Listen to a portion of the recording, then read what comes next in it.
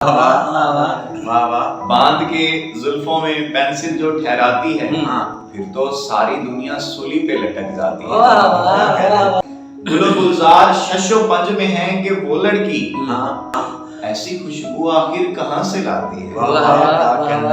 यूं तो होता है साफ शफाफ तर हो जाता है जब जब झील के पानी में वो नहाती है।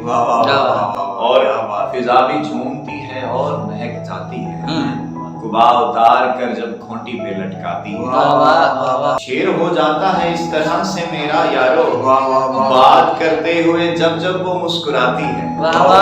और हुस्न कुछ इस तरह उसकी बलाएं लेता है, नाज से पलकें और अबरू जो उठाती है। एक मुझको ही नहीं इश्क उस हंसी से हुआ, चांद तारों कवल बहारों को भी भाती है।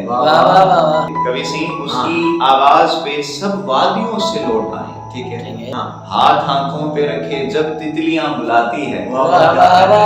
और मकता मैंने कब कह दिया तौकीर बड़ा शायर है, मैं तो शेर लिखता हूँ गजलें वो लिखाती है।